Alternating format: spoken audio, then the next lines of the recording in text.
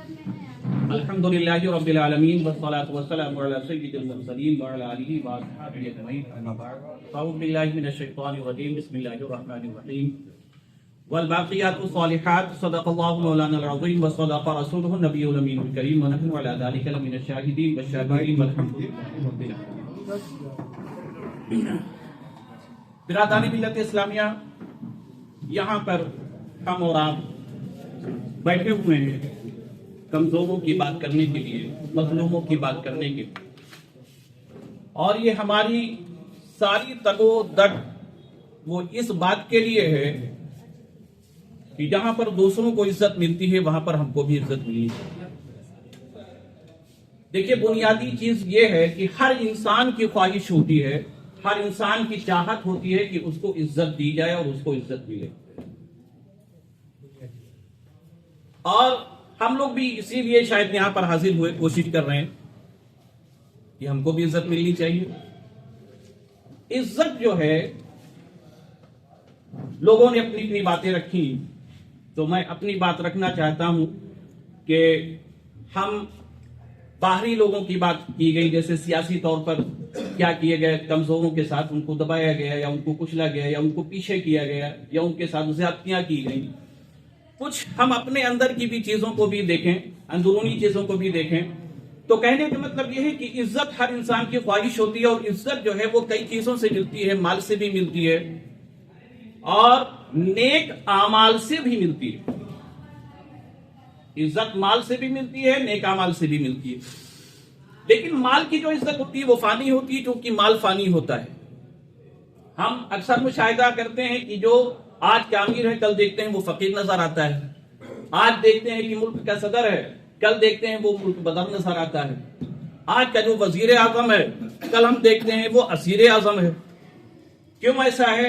ایسا اس لیے ہے کہ مال فانی ہے اور مال سے ملنے والی عزت بھی فانی ہوتی ہے، لیکن نیک اعمال جو ہیں، اچھے کام، نیک اعمال، تقویٰ جس کو ہم بولتے ہیں، پرہیزگاری جس کو ہم بولتے ہیں، تو نیک اعمال جو ہے یہ ہمیشہ باقی رہنے والے ہیں، اس لیے کہ قرآن پاک میں اللہ تبارک و تعالیٰ نے فرمایا والباقیات الصالحات، نیک اعمال باقی رہنے والے ہیں اور نیک اعمال سے ملنے والی عزت بھی ہمیشہ باقی رہنے والی ہے، دنیا میں بھی عزت ملتی ہے اور آخرت میں بھی عزت ملتی ہے۔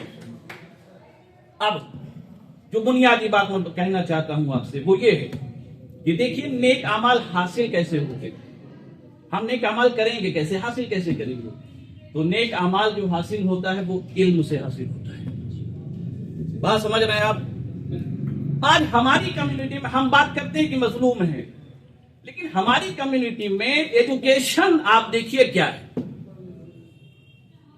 تعلیم کیا ہے، ہم تعلیم میں کتنے آگے ہیں۔ آج کنڈیشن یہ ہے کہ جو چھوٹی برادریوں کے لوگ کہہ لیں یا نچلے طبقے کے لوگ کہہ لیں، بچہ بڑا ہوا 12 سال 13 سال کا ہوا، کسی نہ کسی ہنر پہ لگا دیا، کسی نہ کسی کام پہ لگا دیا کہ بچہ 4 پیسہ کما کر کے لے کر کے آئے گا۔ ہم پڑھانے کی طرف، تعلیم کی طرف ہماری توجہ نہیں، جبکہ قرآن پاک کی پہلی آیت کریمہ اگر اللہ تبارک و تعالیٰ نے نازل فرمائی ہے تو اقرا نازل فرمایا ہے، تعلیم کے تعلق سے اور علم حاصل کرنے کے تعلق سے نازل فرمایا ہے۔ میرے آقا اللہ کے رسول نے خود ارشاد فرمایا علم حاصل کرو، اگر علم حاصل کرنے کے لیے اگر تم کو چین تک جانا پڑے، اگر تم کو چین تک جانا پڑے، اسی طریقے سے میرے آقا اللہ کے رسول نے ارشاد فرمایا علم حاصل کرو ماں کی گود سے لے کر کے قبر تک، اس لیے کہ علم کے جلوے بہت ہی عظیم ہیں۔ جتنا زیادہ تعلیم یافتہ قوم ہوگی اتنی ہی زیادہ عزت دار وہ قوم ہوگی۔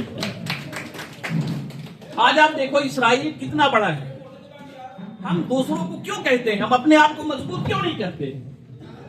ہمیں اپنے آپ کو مضبوط کرنا چاہیے۔ اسرائیل اتنا طاقتور کیوں ہے؟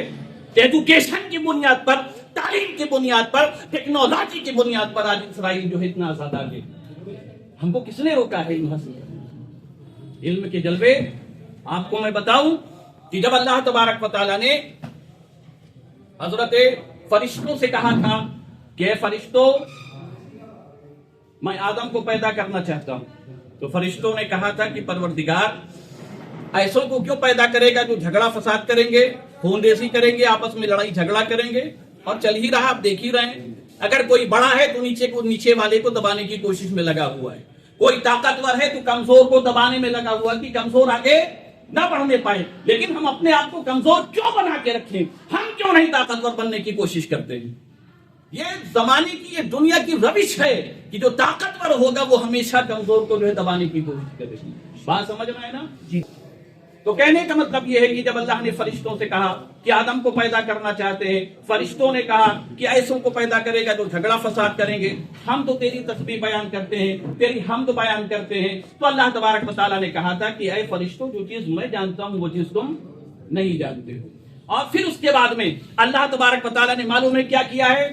آدم کو عزت کس بنیاد پر ملی ہے؟ عزت چاہتے ہو تو اسی جگہ پر آنا پڑے گا جہاں پر اللہ تبارک و تعالیٰ نے ہمیں اور آپ کو آنے کے لیے کہا. بات سمجھ رہے ہیں؟ آدم کو عزت ملی علم کی بنیاد پر.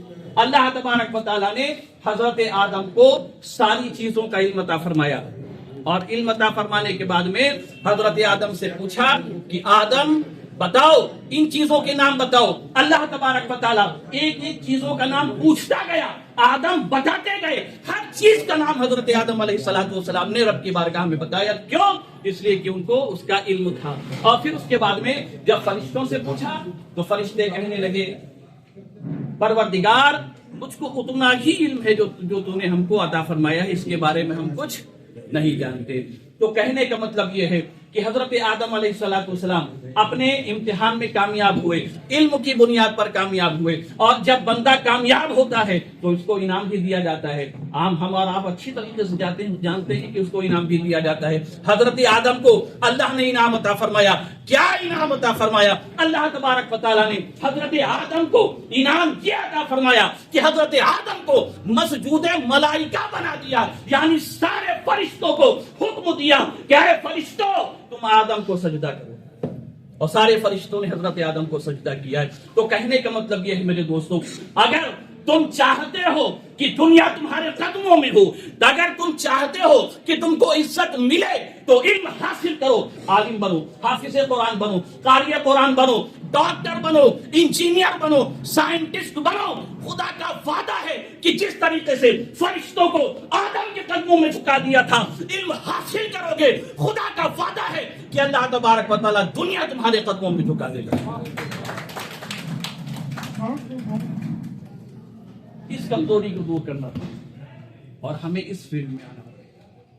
رب کی بارگاہ میں دعا ہے کہ اللہ تبارک و تعالیٰ جہاں پر باہری جو ظلم اور زیادتیاں ہیں ان سے بھی اللہ تبارک و تعالیٰ ہمیں اور آپ کو نجات عطا فرمائے, اور جو ہماری اندرونی کمزوریاں ہیں ان کو بھی ہمیں اور آپ کو دور کرنا ہے. اور یقیناً خدا کا وعدہ ہے کہ اگر آپ ان سب چیزوں پہ چلیں گے تو یقیناً اللہ تبارک و تعالیٰ رہے گا.